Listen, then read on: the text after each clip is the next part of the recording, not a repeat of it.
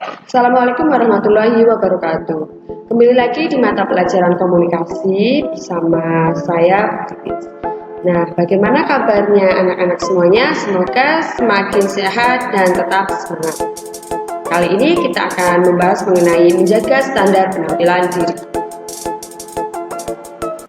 Tujuan pembelajarannya adalah agar siswa dapat memahami dan menerapkan untuk menjaga penampilan diri. Penampilan, apa sih yang dimaksud dengan penampilan?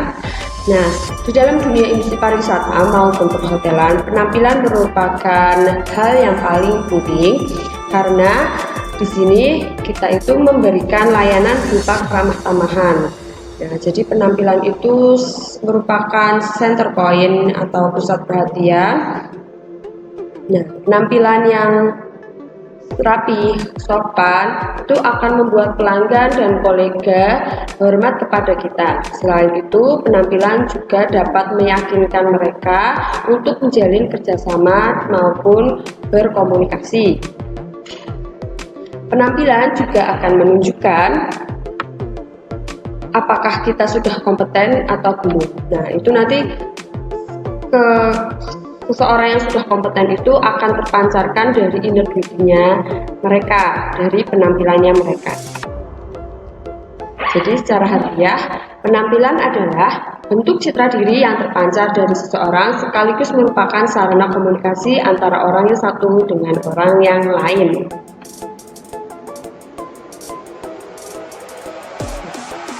Di dalam suatu perusahaan baik dari pariwisata maupun perhotelan, prosedur-prosedur untuk menjaga penampilan diri sudah tertera di SOP.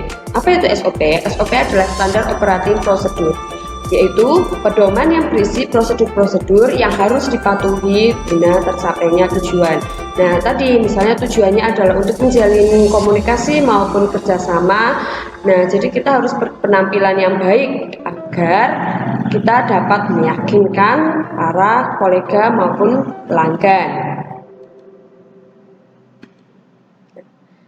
Standar penampilan dan kebersihan diri. Apa saja sih yang harus diperhatikan dalam menjaga penampilan dan kebersihan diri? Ya, kita lihat. Yang pertama adalah perawatan kulit dan parfum. Nah, untuk perawatan kulit, silahkan kalian wajib mandi 2 kali sehari. Agar apa? Agar terhindar dari bau badan. Nah, apalagi di Indonesia itu kan iklimnya tropis, jadi mudah sekali untuk berkeringat. Kemudian panasnya matahari maupun dinginnya ruang ber-AC itu juga akan mempengaruhi kondisi kelembapan kulit. Oleh karena itu, rajinlah untuk memakai hand body secukupnya, seperlunya, dan menggunakan parfum yang sewajarnya. Tidak perlu menggunakan parfum yang baunya terlalu menyengat. Asalkan kita wangi segar dan kelihatan sudah mandi. Oke. Yang kedua adalah kuku. Nah, kuku yang panjang seperti ini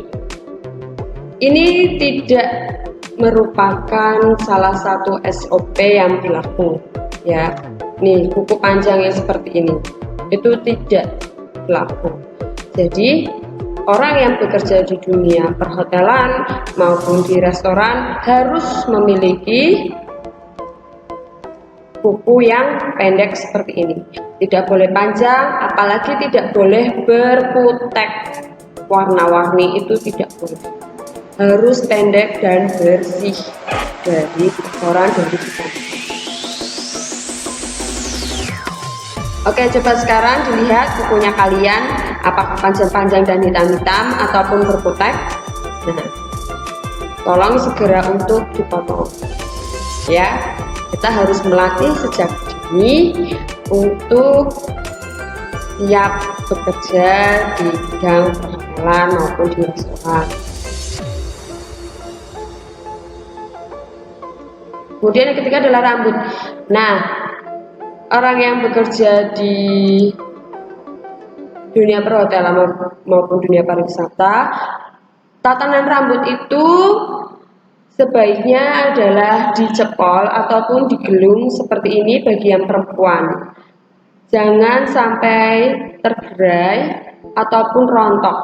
Oleh karena itu, rajin-rajinlah berkeramas, bisa menggunakan conditioner ataupun dimasker rambutnya agar tidak kering. Nah, kemudian dicepol. Nah, agar cepolannya ini tidak mudah berantakan lagi, bisa menggunakan hairspray. Ini ya, ini caranya dicepol. Nah, nanti di sekolahan bisa diajari bagaimana sih cara menyepol rambut. Kemudian yang laki-laki harus tersisir rapi dan menggunakan pomade. Rambut tidak boleh terlihat kering. Nah, dipotong rapi, tidak boleh menyentuh telinga maupun menyentuh kerah baju. Itu tidak boleh. Harus. Jadi, kalian harus terlihat cantik dan terlihat tampan. Kemudian perawatan wajah. Nah, perawatan wajah, rajin-rajinlah bercuci muka. Bisa menggunakan cuci sabun muka sesuai dengan jenis kulitnya masing-masing agar tidak menunjukkan jerawat maupun komedo ataupun kulit yang kering. Nah, untuk perempuan silahkan bermake up dengan sewajarnya dengan warna yang natural, tidak perlu menggunakan warna-warna yang mencolok, sewajarnya saja. Yang penting mukanya itu terlihat fresh, segar, cantik, tampan, tidak kucel, tidak lusuh. Oke, kita lanjut ke perawatan gigi. Nah, coba dilihat giginya. Apakah ada gigi kalian yang tidak rapi? Tidak apa-apa. Nah, bagi yang giginya rapi, ya alhamdulillah. Nah, yang penting giginya itu harus bersih, tidak boleh ada sisa-sisa makanan yang menyelip, ya. Harus bersih. Rajinlah menyikat gigi. Menyikat gigi yang baik adalah sebelum tidur dan setelah sarapan. Oke. Nah, yang jelas juga adalah dengan menggosok gigi berkumur akan menghilangkan bau mulut.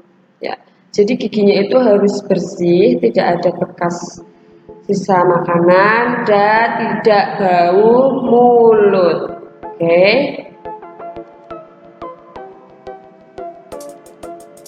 Kemudian perhiasan. Nah, perhiasan yang wajar adalah menggunakan cincin nikah bagi yang sudah nikah dan jam tangan. Tidak diperkenankan untuk menggunakan gelang yang gerincing-gerincing atau mungkin gelang yang banyak, itu tidak diperkenankan. Cukup jam tangan dan cincin bagi yang sudah menikah. Dan tidak perlu menggunakan anting-anting atau piercing yang terlalu ramah, itu tidak perlu.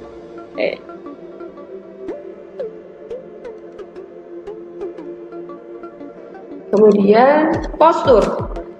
Nah, karena kita memberikan layanan yang ramah serta siap tanggap, kita harus memiliki postur yang tegap dan siap dan tegas dan segar tentunya ya. Tidak kemat-kemat, kemudian tidak lesu, tidak menunjukkan 5L, lemah, lesu, lunglai, lapar, itu jangan ditunjukkan. Kita harus siap, tegap, oke, harus ramah. Itu adalah postur yang harus dimiliki oleh para karyawan di bidang perhotelan maupun pariwisata. Kemudian seragam. Nah, kita jelas sesuai SOP harus menggunakan seragam sesuai dengan ketentuannya. Misalnya kalian kerja di bagian FO, ya harus menggunakan seragam FO. Kalian bekerjanya bagian housekeeping, ya berarti harus menggunakan seragam housekeeping. Jangan kalian kerja bagian housekeeping lalu menggunakan seragam FO. Jangan. Seragam hendaknya menggunakan kain yang mudah menyerap keringat dan lembut, contohnya adalah kain katun. Kemudian mudah untuk digunakan dan tidak mengganggu pergerakan kita selama bekerja. Jadi seragamnya itu simple saja tapi terlihat menarik. Nah, untuk perempuan ini menggunakan sepatu pantofel dengan ketinggian 3 sampai 5 cm. Ya, 3 sampai 5 cm saja, tidak usah tinggi-tinggi. Kemudian yang laki-laki juga harus menggunakan sepatu pantofel ya, yang sederhana saja, yang penting terlihat menarik. Ya, ini adalah contoh-contoh seragam yang ada di bidang perhotelan.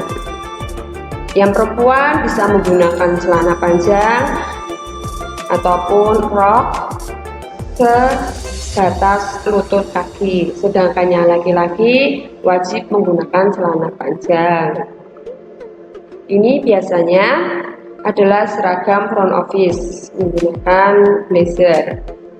Nah, kalau yang ini biasanya di bagian service atau bagian F&B, bagian service waiters, tapi juga bisa bagian FO juga bisa.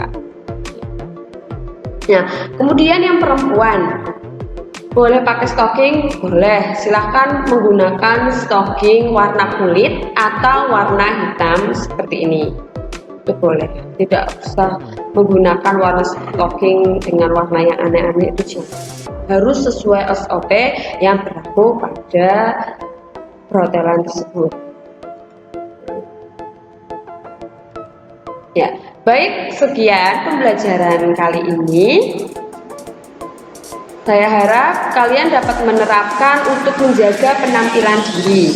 Nanti di sekolah akan ada praktek untuk menjaga penampilan diri dan diajarkan bagaimana cara menyepol rambut, bagaimana cara bermake up. Nanti akan diajarkan di beauty class, dan tentunya yang paling utama itu kukunya jangan sampai panjang-panjang dan berkutek, itu yang paling sederhana. Jangan lupa untuk mandi sehari 2 kali, menyikat gigi, dan perawatan muka, perawatan rambut. Oke, sampai ketemu di sekolahan.